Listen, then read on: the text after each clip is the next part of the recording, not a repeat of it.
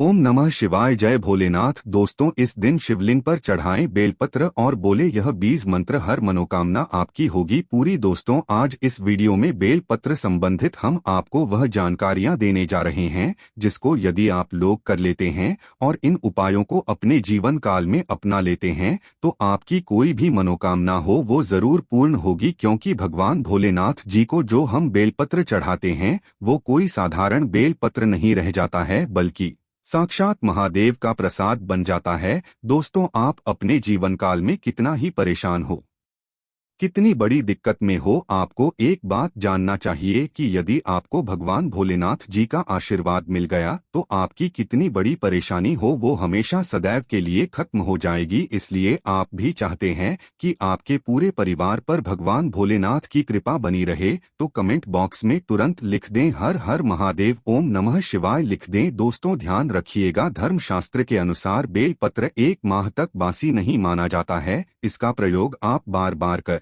सकते हैं, जिसका मतलब ये है कि भारत के कई गांवों में, कई कस्बों में जहां शिवालय है वहां पर बेलपत्र इतनी आसानी से नहीं मिलता है तो वहां पर लोग यही करते हैं कि भगवान भोलेनाथ को जो बेलपत्र चढ़ाते हैं वो बार बार करके चढ़ाते हैं। और ये गलत नहीं है, ऐसा आप भी कर सकते हैं। यदि आपके यहाँ होता नहीं है तो दूसरा, भगवान भोलेनाथ को बेलपत्र चढ़ाने के पीछे एक बहुत बड़ी पौराणिक कथा है जो आपका जानना बहुत ज्यादा जरूरी है। क्योंकि समुद्र मंथन के दौरान कई चीजों के साथ भी निकला था जिसका जो जहर था वो पूरी दुनिया में फैलने लग गया था। उसी वक्त भगवान भोलेनाथ जी ने विष को अपने कंठ में धारण कर लिया था, इसीलिए महादेव जी को नीलकंठ कहा जाता है। अब विश्व के प्रभाव से भगवान भोलेनाथ जी के शरीर का ताप बढ़ने लगा जिसके वजह से आसपास का जो वातावरण था वह जलने लगा था। तो उस वक्त देवी देवताओं ने भगवान भोलेनाथ को बेलपत्र और पानी अर्पित किया था, जिसके पश्चात भगवान भोलेनाथ के शरीर की जो उत्पन्न गर्मी थी वह शांत होने लगी थी। उस दिन के पश्चात से बेलपत्र भगवान भोलेनाथ को चढ़ाने की परंपरा चली आ रही है।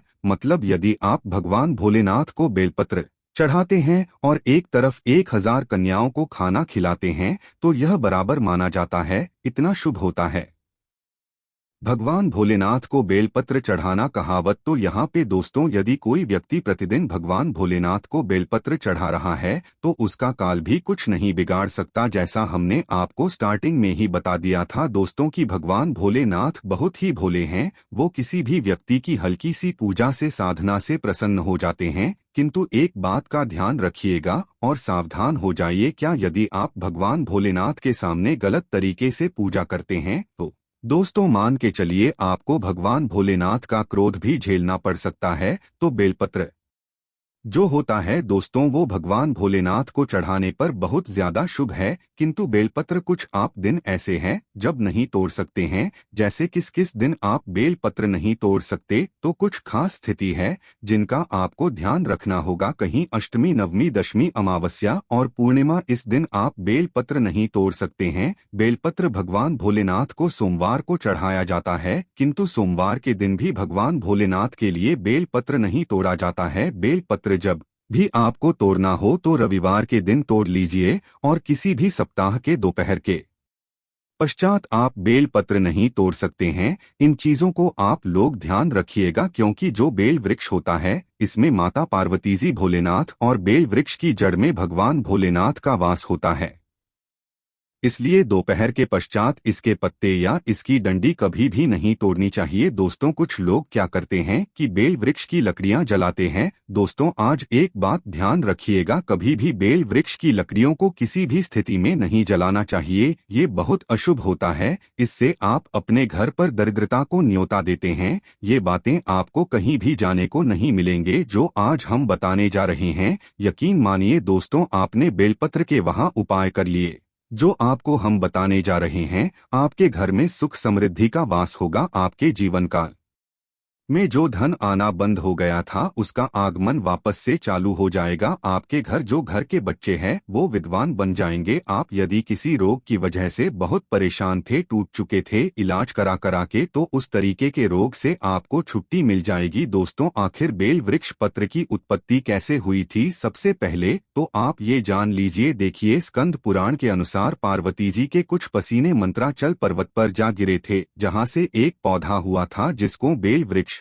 कहा जाता है, और बेल पत्र के हर पत्ते में भगवान भोलेनाथ का वास होता है। देखिए दोस्तों, होता क्या है कि शायद ये बात आपको ना पता हो कि एक के व्यक्ति के जीवन में जो भी परेशानियां आती है, बीमारियां आती है, रोग आते हैं, वो 3 तरीके के दोषों आती है। वो कौन कौन से दोष है? वास्तु दोष, पितृदोष और का प्रदोष। ये 3 ऐसे दोष है जो आपके जीवन काल में परेशानियों का भंडार लगा सकते हैं। किंतु हिंदू पुराणों में साफ साफ कहा गया है, प्रतिदिन कोई व्यक्ति बेलपत्र खा रहा है तो उसको इस प्रकार के दोष लग ही नहीं सकते। और प्रतिदिन ना छोड़ के यदि सप्ताह के सोमवार के दिन भी आप शिवलिंग पर चढ़ी बेलपत्र खाते हैं तो दोस्तों, पितृ दोष का दोष और कोई भी दोष हो वहां आपका एक कुछ नहीं बिगाड़ सकती। तो दोस्तों, यदि आप चाहते हैं कि आपके ऊपर महादेव का आशीर्वाद बना रहे, आपके ऊपर कभी कोई दोष ना लगे, तो आप लोग सोमवार के दिन बेलपत्र जो शिवलिंग पर चढ़ाई जाती है उसको जरूर खाया कीजिए। अब देखिए दोस्तों, मान लीजिए आपको रक्त संबंधित कोई बीमारी है, रक्त संबंधित कोई परेशानी है, दिक्कत है, तो आपको ये करना चाहिए कि 1 माह तक लगातार बेलपत्र खाना चाहिए। यदि 1 माह तक बेलपत्र खा रहे हैं तो ये साइंस की लैंग्वेज में भी कहा गया है कि यह बहुत ज्यादा फायदेमंद होती है। रक्त संबंधित जितनी भी परेशानी होती है वो खत्म हो जाती है। आप चाहते हैं कि आपका ब्लड प्योर हो जाए, आप चाहते हैं कि आपका जो रक्त एकदम साफ हो जाए, तो आपको बेलपत्र जरूर खाना चाहिए। शायद यह बात आपको ना पता हो, विदेशी लोग जो होते हैं दोस्तों भारत से बेलपत्र ले जाते हैं, क्योंकि विदेशों में बेलवृक्ष जल्दी योग्यता नहीं है, इससे बड़ी मात्रा में बेलपत्र ले जाते हैं और अपनी दवाइयों में इसको डालते हैं। जो बड़ी बड़ी बीमारियां होती हैं उनकी जो दवाइयां बनती है उसमें बेलपत्र का प्रयोग होता है। दुख की बात यह है दोस्तों कि विदेशी लोग जहां पर हमारे भारत की औषधि का प्रयोग करते हैं, हमारे जो लोग हैं, खुद के लोग हैं, उनमें सारी जानकारियां विलुप्त होती चली आ रही है।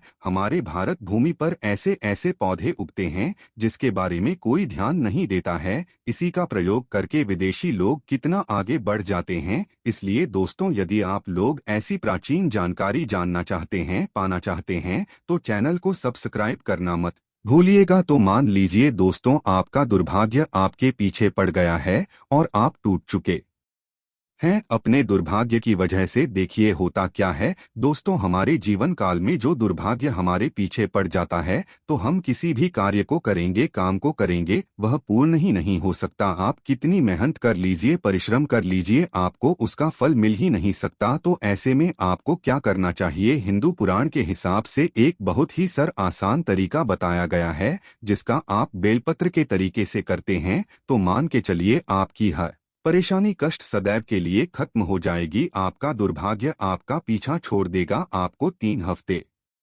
लगातार ध्यान दीजिएगा, 3 हफ्ते लगातार हर सोमवार को किसी भी शिवालय जाकर के बेलपत्र 7 बजे से पहले चढ़ा देना है। यदि आप इतना करते हैं, ओम नमः शिवाय का जाप 1001 बार करते हैं, 3 हफ्ते के पश्चात आपका जो दुर्भाग्य होगा वो भाग्य में बदल जाएगा। ये बहुत सरल से उपाय दोस्तों, यह उपाय करके आप अपने जीवन काल की कई तरह की परेशानियों को समाप्त कर सकते हैं। दूसरा, मान लीजिए दोस्तों कि ऐसा हो रहा है कि आपकी जॉब नहीं लग रही है, आप जॉब के लिए बहुत परेशान हो चुके हैं, टूट चुके हैं, तो ऐसे में क्या करना चाहिए?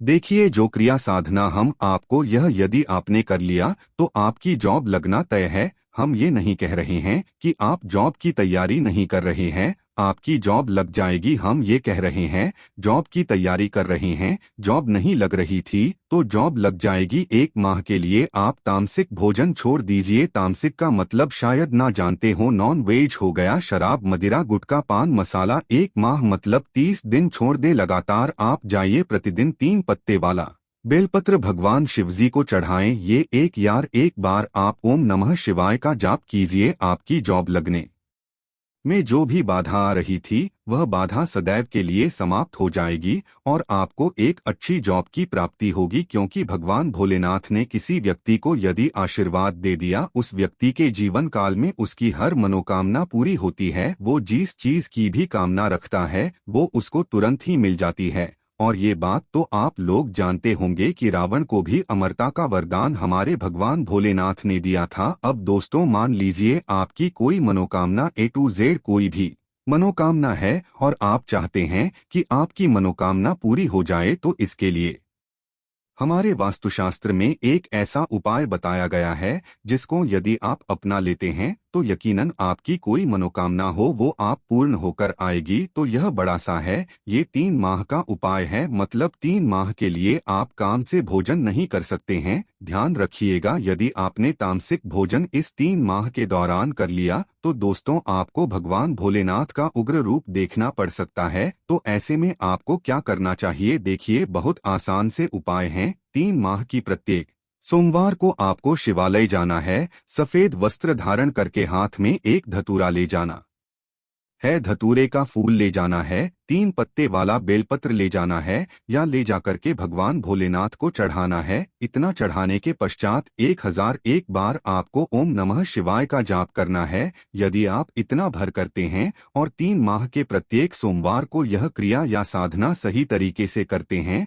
तो भगवान शिव जी के आशीर्वाद से आपके जीवन काल की जो भी मनोकामना होगी, संतान प्राप्ति की, जॉब प्राप्ति की, घर बनवाने के को दौड़ाने के लिए कोई भी आपकी मनोकामना होगी वो आप पूर्ण हो जाएगी। क्योंकि भगवान भोलेनाथ बहुत ही भोले हैं, वो किसी भी व्यक्ति की हल्की सी पूजा से, साधना से तुरंत ही प्रसन्न हो जाते हैं और तुरंत ही उसको आशीर्वाद दे देते हैं। दोस्तों यदि आपके घर में कोई रोगी है जिसको ऐसा कोई रोग लग गया जिसका इलाज कराकर थक गया है, उस व्यक्ति को यदि प्रत्येक सोमवार को बेल पत्र देना चालू कर देते हैं तो उस व्यक्ति के ऊपर कोई भी काला होगा, काला बंधन होगा, काली शक्ति होगी, कोई भी ऐसी चीज होगी जो उसको परेशान कर रही होगी, वह सदैव के लिए खत्म हो जाएगी। क्योंकि आप भी जानते है भगवान भोलेनाथ से जो बड़े काल होते हैं वह तक डरते हैं। तो यदि ये सब पूजा साधना क्रिया आप बेल पत्र के द्वारा भगवान भोलेनाथ के लिए करते हैं, निश्चित रूप से दोस्तों आपको भगवान भोलेनाथ का जहां पर एक तरफ आशीर्वाद मिलेगा, आपके जीवन काल की जितनी भी परेशानियां हैं